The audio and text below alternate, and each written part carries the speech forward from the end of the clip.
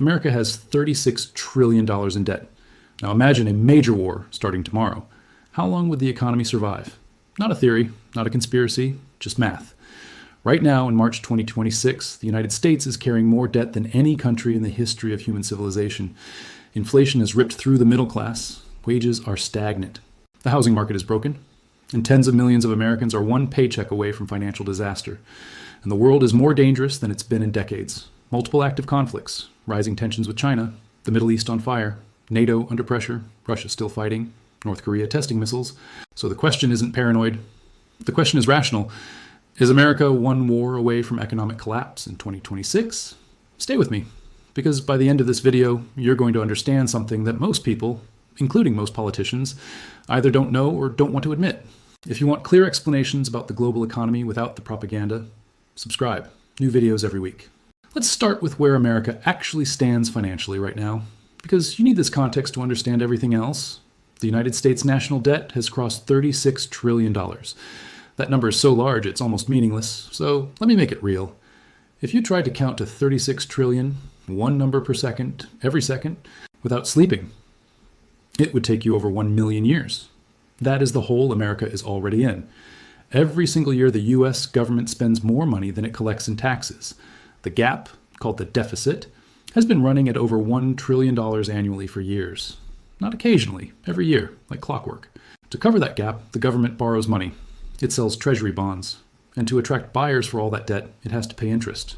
Right now, the United States is paying more on interest alone, just the interest, than it spends on Medicare, on education, or on infrastructure. The debt is eating the country from the inside, and this is the starting point. This is the baseline, before any new crisis, before any war.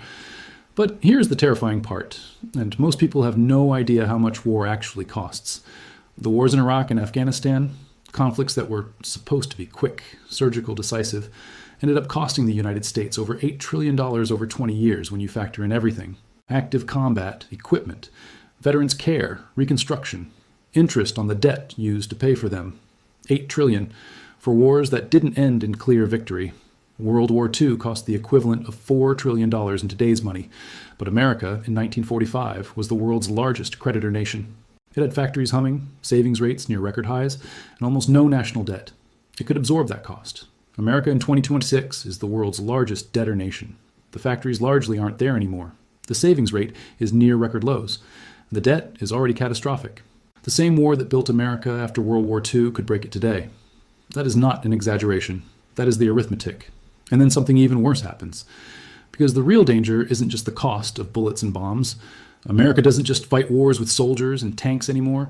Modern conflict is economic, and America's adversaries know exactly where the pressure points are. Consider China. The United States and China are economically intertwined in ways that most Americans don't fully grasp. China holds hundreds of billions in U.S. Treasury bonds. If a military conflict broke out, over Taiwan, over the South China Sea, over trade, what happens when China starts selling those bonds? U.S. interest rates spike. The cost of borrowing explodes. Every mortgage, every car loan, every credit card in America gets more expensive overnight. And that's before a single shot is fired in a conventional sense. Consider oil. A conflict in the Middle East, whether involving Iran, Israel, Saudi Arabia, or any combination, could send oil prices through the roof. We've seen this before. The 1973 oil embargo caused a recession in America that lasted years. Today's global supply chains are even more oil dependent. A major Middle East war could trigger an energy shock that makes the 2022 inflation crisis look mild. And then there is the dollar. The US dollar has been the world's reserve currency since 1944. That status is one of America's greatest economic weapons. It means the world uses dollars to buy oil, to trade goods, to store value. This gives America enormous power. But that status is not guaranteed. It is not written in stone. And every war, every debt spiral, every moment of political dysfunction chips away at global confidence in the dollar. If that confidence breaks, if the world decides to move on from the dollar as the dominant reserve currency, the economic consequences for ordinary Americans would be severe and immediate. But the real danger is something nobody talks about, and it starts inside a building in Washington, D.C. When America goes to war, it has two ways to pay for it. It can raise taxes, which is politically almost impossible, or it can borrow and print money, which is what it always does. The Federal Reserve becomes the engine of war finance. But here's the trap America is already in. The Fed spent years printing money during the pandemic, expanding its balance sheet to nearly $9 trillion. That flood of money created the inflation crisis that hammered ordinary Americans, starting in 2021 and running through 2024. To fight that inflation, the Fed raised interest rates aggressively, making mortgages, car loans, and business borrowing painfully expensive.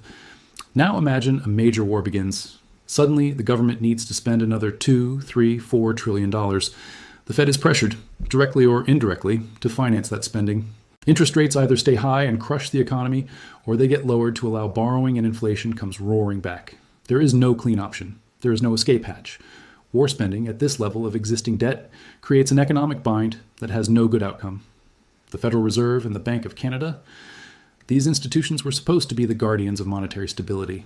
But decades of decisions, near zero interest rates for over a decade, quantitative easing on a massive scale, have left them with almost no room to respond to a new crisis without making things worse. The tools are worn out, the ammunition is low, and the enemy, inflation, debt collapse, loss of dollar confidence, is stronger than it has been in 50 years. And here's a comparison that should stop you cold, because the numbers are almost unbelievable. In 1950, at the start of the Korean War, America's national debt was 55% of its total economic output. That's actually a manageable level. Most economists consider anything below 60% to be relatively safe. The economy grew, the debt became manageable, and America emerged stronger. Today, America's national debt is over 120% of its total economic output. More debt than the entire economy produces in a year. That hasn't happened since right after World War II. And back then, the U.S. had manufacturing dominance, no foreign competitors, and a world that needed American products to rebuild. In 1950, a single American income could buy a house, raise a family, and build savings. In 2026, two incomes struggle to pay rent. The economic foundation that allowed America to survive and win the last great conflicts no longer exists in the same form.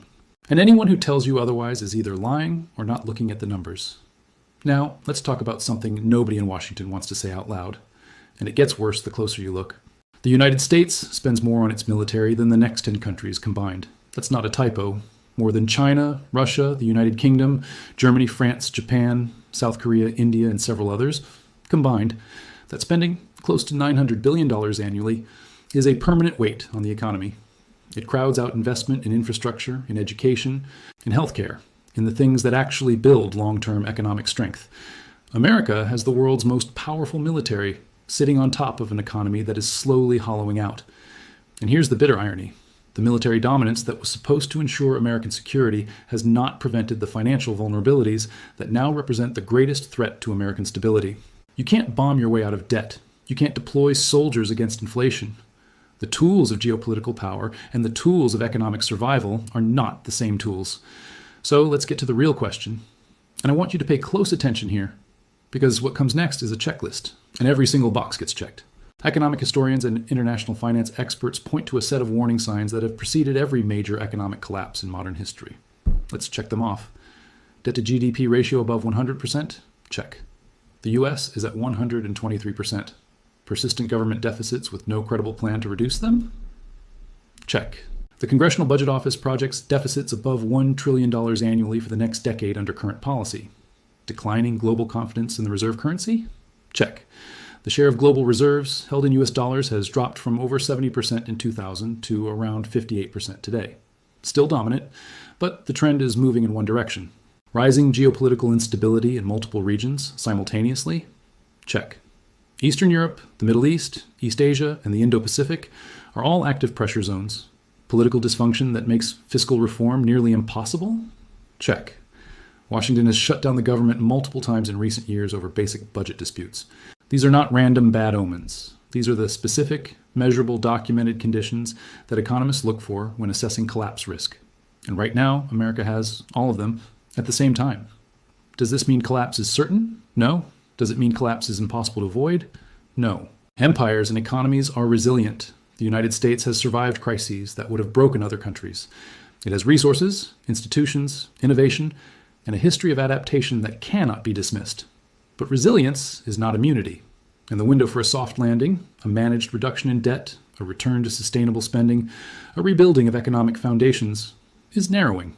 Every year of trillion-dollar deficits makes the eventual reckoning harder. Every new military commitment adds weight to a structure that is already under strain. The scenario that economists fear most is not a single dramatic crash. It's a slow, grinding degradation where the dollar loses value year by year, where living standards decline decade by decade, where the American dream quietly becomes a historical memory rather than a present possibility. A collapse doesn't always look like a sudden explosion. Sometimes it looks like a long, slow fade. Here's what this means for you personally. Whether or not a major war breaks out, the underlying economic fragility is already affecting your life. It's in your grocery bill, it's in your rent, it's in the fact that your salary buys less every year, it's in the retirement savings that feel less secure than they should. And if a major conflict does break out, regardless of where, regardless of who's involved, the shock to an already stressed system could accelerate everything. Higher inflation, higher interest rates, higher taxes, reduced government services, a weaker dollar that makes imports, including gas and electronics and food, more expensive. This is not about politics. This is not about left or right, Democrat or Republican, liberal or conservative. The debt is bipartisan. The military spending is bipartisan. The failure to build long-term economic resilience is bipartisan. Every administration for 30 years has kicked this can down the road. And the road is running out. You are not powerless, but you cannot make good decisions without accurate information. And the accurate information is this. America is not in a position of economic strength that can absorb unlimited new shocks. It is in a position of structural vulnerability that requires clear-eyed understanding from citizens, from voters, from everyone who has a stake in what this country looks like in 10 or 20 years. Awareness is not panic. Understanding the problem is not the same as accepting defeat. The countries that have navigated economic crises successfully have one thing in common. They confronted the reality of their situation honestly, early, and collectively. Share this video, not because it's scary, but because the conversation needs to happen. Because informed citizens make better demands of their governments. Because the alternative, silence, ignorance, and political theater while the foundations crack, is far more dangerous than facing the truth. If the next war starts tomorrow, do you think the U.S. economy survives? Or is this the beginning of the end? Drop your answer in the comments. And if you think someone needs to see this, share it with them right now.